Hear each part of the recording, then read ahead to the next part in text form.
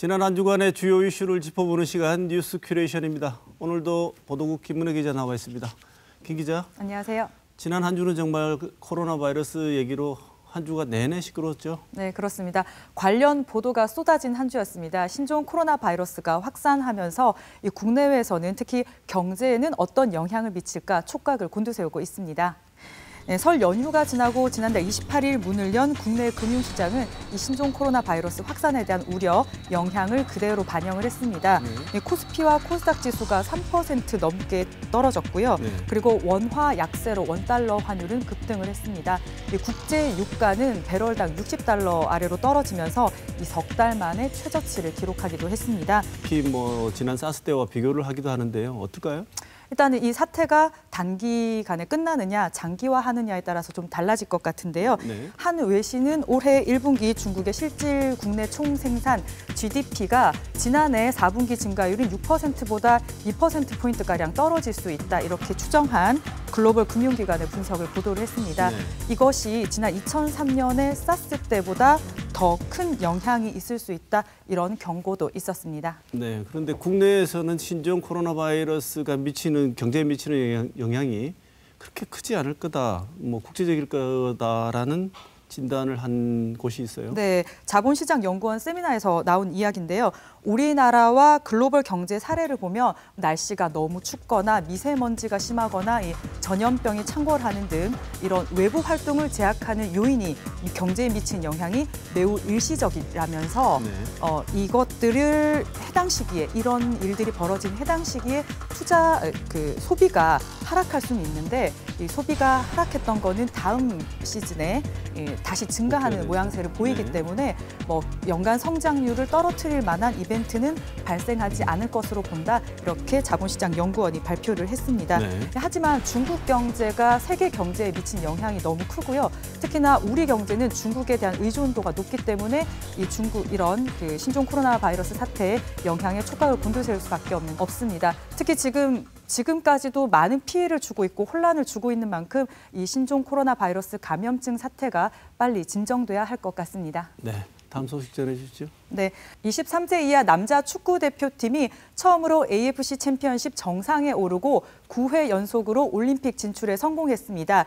이 과정마다 대구FC 소속 선수들의 활약이 빛났습니다. 이 설 연휴에 있었던 AFC 챔피언십 결승전인데요. 연장 후반에 대구FC 수비수 정태욱이 결승골로 0대0 균형을 깨고 우승을 이끌었습니다.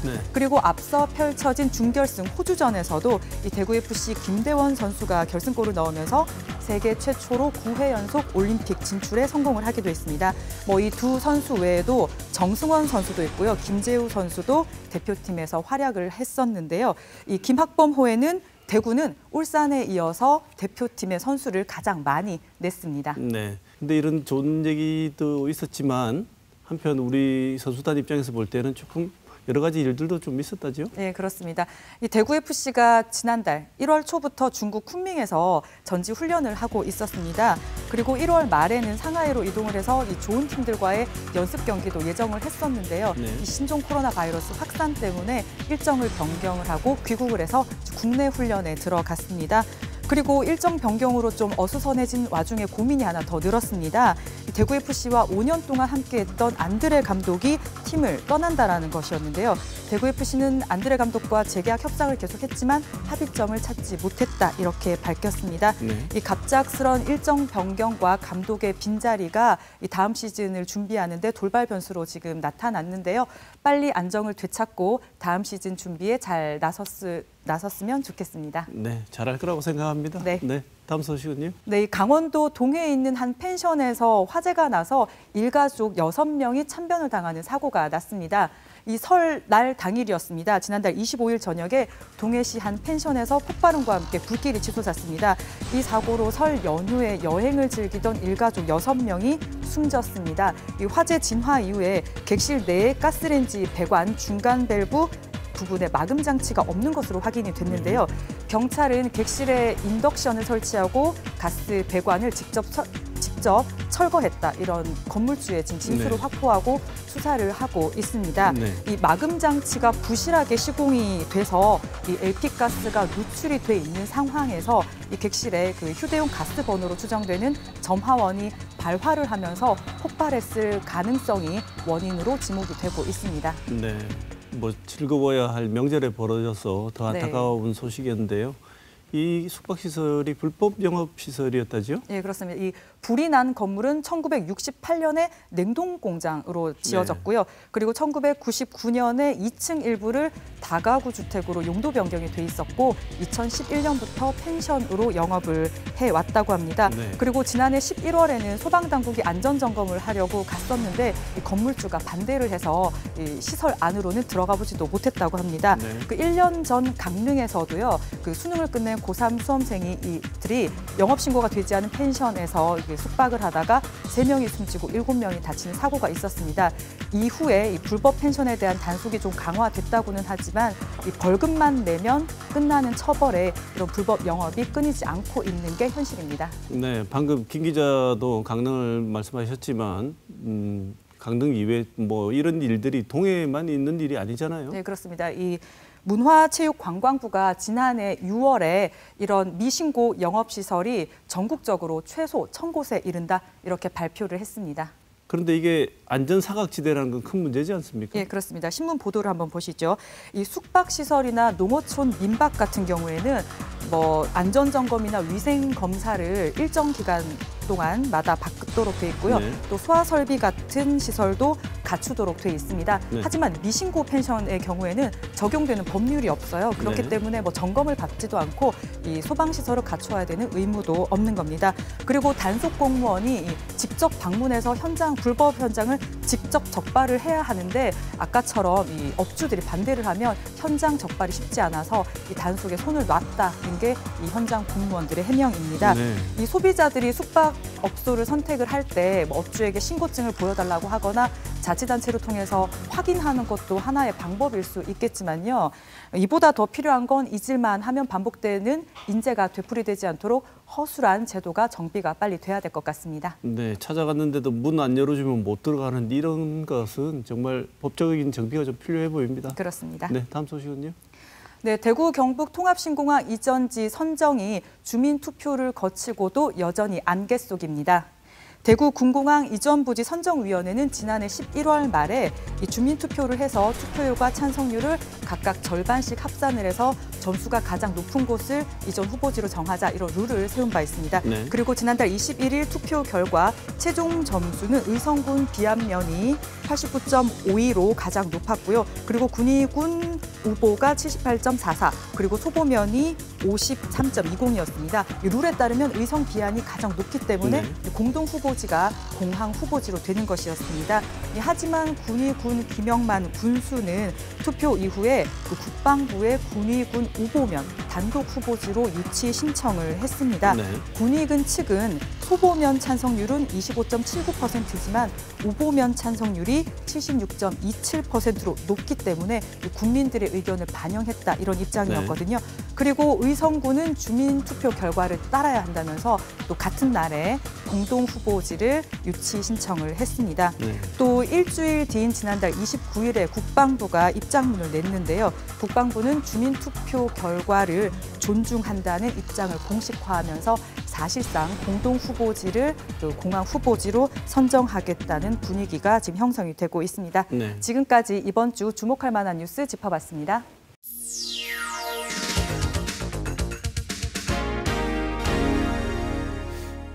앞서 언급된 대구 경북 통합신공항 후보지 이전 후보지 선정과 관련해 구리군 김용만 구리군 수 모시고 자세한 이야기 나눠보겠습니다. 어서 오십시오. 안녕하십니까. 네. 군수님, 이번 주민 투표 결과를 보면요. 결과상 찬성률이 더 높았던 공동 후보지였던 의성 비안 군위 소보가 아닌 군위 우보면으로 군수님께서 유치 신청을 하셨습니다. 여러 차례 관련 보도가 있었습니다만 군위 후보로 유치 신청을 한 군위군의 입장을 먼저 한번 들어보고 싶습니다. 예, 우리 군 주민투표를 보면은 비안 소보는 군민 74%가 반대를 합니다. 신청을 안 하는 게 아니라 못 하는 것입니다. 국민 대부분이 반대하는 것을 어떻게 신청을 하겠습니까? 우리 군 후보지 유치 신청은 특별법 절차에 따른 것입니다. 네. 법이 그렇게 정하고 있는 것입니다. 우리는 주민의 뜻에 따라 유치 신청을 하였고 국방부는 선정위원회를 열어서 결정을 해달라는 것만 남아 있습니다. 대구시와 경상북도, 군위군, 의성군 등 4개 광역지자체가 여러 차례 합의를 해서 투표 전에 기준과 절차를 만들고 그 결과에 따르기로 하고 투표를 진행한 거 아니겠습니까? 그러면 이미 이전에 사전에 이런 집계 방식이라든지 이런 게 다 나와서 그 결과에 따르기로 했었는데 많은 부분에서 그 결과에 승복하지 않았다는 비판이 있는데 여기에 대해서는 어떻게 생각하십니까? 예. 선정위원회에서 결정된 선정 기준은 주민투표 후 그 결과를 참조하여 후보지 지방자치단체장이 유치 신청을 하고 그 이후에 유치 신청한 후보지 중에서 최종 이전지를 결정하는 잣대인 것입니다. 대구공항 이전 주민투표는 2번 적용이 됩니다.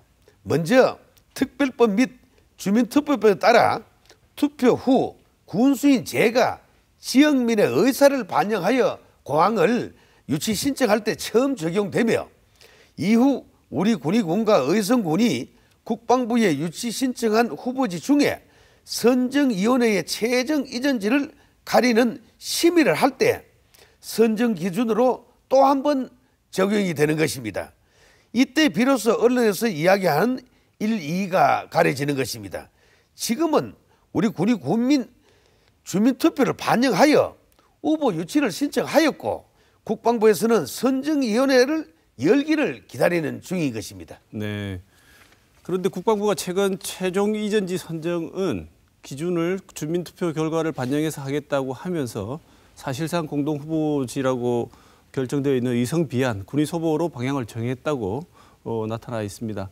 이런 국방부의 결정에 대해서는 어떻게 생각하시고 앞으로 국방부의 이런 결정에 대해서 어떻게 대응을 하실 예정인지요? 주민투표법은 그 과정과 결과에서 반대 의견을 가진 자의 참여를 보장하고 있습니다.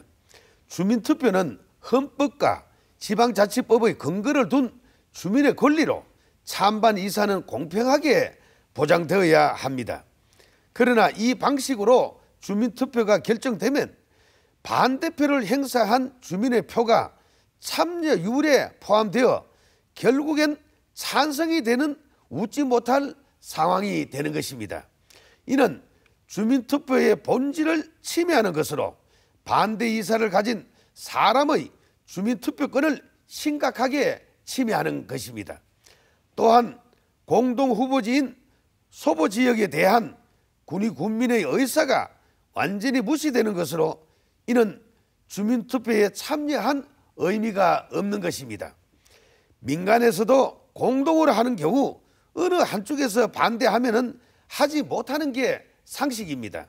공공에서 이렇게 지켜지지 않으면은 심각한 혼란을 초래합니다.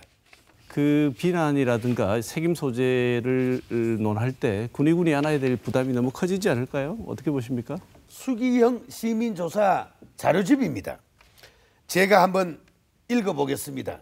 이전 부지 선정 기준은 대구 군공항 유치를 신청한 이전 후보지 지방자치단체 중에서 선정위원회 심의를 거쳐 대구 군공항 이전을 할 부지를 선정할 때에 적용하는 기준을 말하는 것입니다.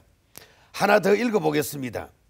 이전 부지 선정과 관련하여 지방자치단체장은 주민투표를 실시한 뒤 주민투표 결과를 충실히 반영하여 국방부에 대구 군공항 이전 유치를 신청합니다.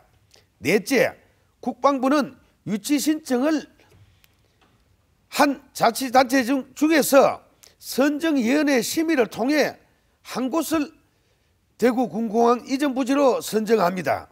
이때 이전 부지 선정위원회 심의를 거쳐 확정된 이전 부지 선정 기준이 적용이 되는 것입니다. 그리고 그 당시에 국방부가 시민단체에 저희들 군이 시민단체에 이렇게 설명한 것을 이제 와서 아니라고 하면 어떻게 이야기를 합니까? 그리고 이 사진을 보십시오.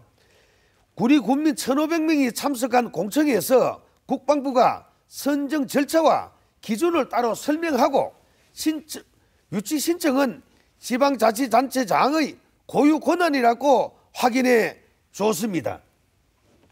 그때와 지금이 뭐가 다릅니까? 지금 와서 말을 바꾸고 혼란을 키우는 이유를 모르겠습니다. 네. 교수님 화가 많이 나신 것 같은데요. 국방부의 이런 거 주장 혹은 선정 결과 지금 예측되고 있는 이것에 대한 군의군의 대응은 어떤 게 있을까요? 예, 저희도 국방부 입장 자료에 대한 반박 입장문을 내었습니다만 어떻게 군의 군민 74%가 반대하는 곳에 공항을 이전하는 말입니까? 이건 하지 말자는 이야기지요. 인구 2만 4천도 안 되는 군의군을 파렴치한 범으로 만드는 게 맞겠습니까? 국방부 입장이 그렇게 정당하다면 선정위원회를 열어서 정상적인 업무를 진행하시면 되는 것이고 우리 군의군은 거기에 대응하면 되는 것입니다. 작고 힘없는 지방자치단체가 선택할 수 있는 방법은 그리 많지 않습니다. 저희가 거대 언론을 동원할 수가 있겠습니까? 여론을 주도할 수가 있겠습니까? 저희 군의 군민은 이제 공항이 아니라 우보로 오느냐 소보로 오느냐가 아니라 소보로 공항에 오는 것을 저지해야 할 입장인 것입니다. 군의군은 법적 대응을 포함해서 가용한 모든 방법을 동원해 이 폭력에 저항해 나가겠습니다. 국방부가 지금 염두에 두고 있는 소보하고 이성의 공동 후보지로 가는 것을 주장한다면 행정소송이고 그다음에 그 이외에 다른 대안이나 다른 요구사항, 다른 합의 방안은 없을까요? 대화를 하기 위해서는 사전에 조율이 있고 예. 무슨 이야기를 하면 들어보고 네. 서로의 입장을 들어서 일방적인 선전포고나 다를 바가 없습니다. 하는 형태가. 네. 그렇기 때문에 저희들은 지금 이야기할 단계가 아닙니다. 네, 지금 군의군 입장에서 봤을 때는 국방부가 충분한 사전 협의 없이 일방적 발표를 했다고 생각하십니까? 그렇습니다. 네. 예. 법치 국가니까 네. 법과 절차대로 해주십사 지금 하는 국방부가 그런 지금 것입니다. 제대로 된 법적 절차를 밟지 않고 있다고 생각하십니까? 그렇죠. 그 법적인 절차를 안 밟고 그 언론 플레이부터 먼저 하고 있는 것입니다. 네, 그거 이외에 또 하시고 싶은 말씀 있으면 짧게 한 말씀 하시죠. 예, 흐릿한 그것도 안개가 걷히면은 모든 것이 백일하에 드러납니다. 저는 진실의 힘과 정의는 살아있다고 믿습니다. 지금 사실을 모르는 사람들이 모르는 분들이 장난삼아 돌을 던집니다. 군의군은 2만 4천도 되지 않는 작고 힘이 없는 지방자치단체입니다. 이 돌을 맞는 저희들은 생사가 오락가락하고 있습니다. 그렇지만 시간이 지나면 모든 것이 밝혀지리라고 믿습니다. 그동안 우리 군의군은 오직 국민만 바라보고 또벅또벅 걸어가겠습니다. 비난은 저 김영만이 혼자 모든 것을 감수하겠습니다. 아무쪼록 제 마음은 대화와 좀 더 깊이 있는 타협과 이런 논의들을 통해서 순조롭게 공항 이전이 이루어질 수 있었으면 하는 바람이 있습니다. 오늘 말씀 감사합니다. 감사합니다. 예.